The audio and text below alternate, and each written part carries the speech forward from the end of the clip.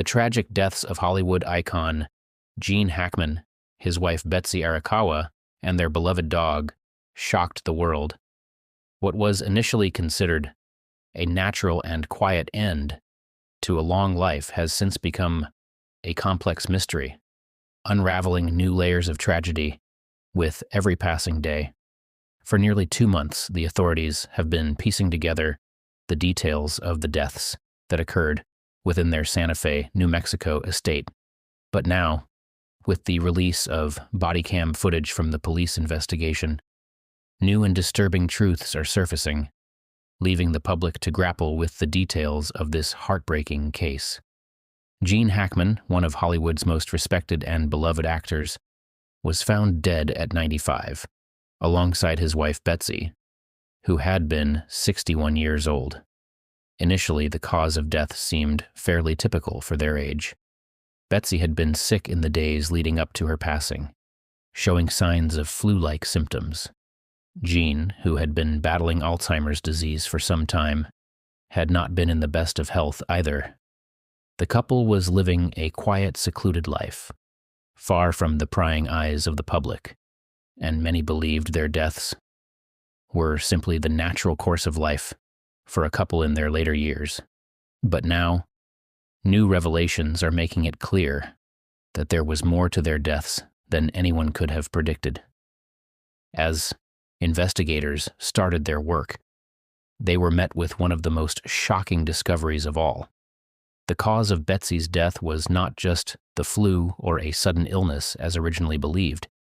In fact, it appears that she had fallen victim to something far more sinister: hantavirus pulmonary syndrome, a rare and deadly disease transmitted by rodents. For weeks, the authorities had been puzzled, trying to understand how Betsy's health could deteriorate so quickly. The timeline of her illness raised questions, especially considering the fact that she had made multiple phone calls to a local health clinic just a day before her passing, trying to get help for her worsening condition. But it wasn't just the virus that took Betsy's life. New evidence suggests that the couple's property was infested with rodents, potentially carrying the disease. While the Hackmans had kept their home well maintained, a deeper inspection of their estate revealed signs of a rodent infestation that had taken hold in the outer buildings. The New Mexico Department of Health confirmed that droppings and traces of rodents had been found in all 3 of the estate's garages and in multiple sheds. The primary house seemed free of active rodent activity, but the danger was there nonetheless. The rodents that scurried through the estate were likely carrying hantavirus, and it's now believed that Betsy may have come into direct contact with the virus when cleaning or handling areas where the rodents had left behind their feces or saliva. Some sources suggest that she may have inadvertently inhaled viral particles that had become airborne, causing her to fall ill rapidly. Her death occurred just days before her husband, Gene Hackman. With his advanced age and deteriorating health, Hackman had been confined to a wheelchair for some time, and the effects of Alzheimer's disease made it difficult for him to fully comprehend what was going on around him. But despite his declining condition, it appears that he, too, was suffering from symptoms similar to those of Betsy before her passing.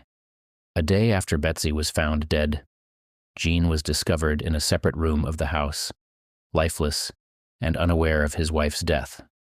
The cause of his death was determined to be a combination of heart disease and the advanced stages of Alzheimer's.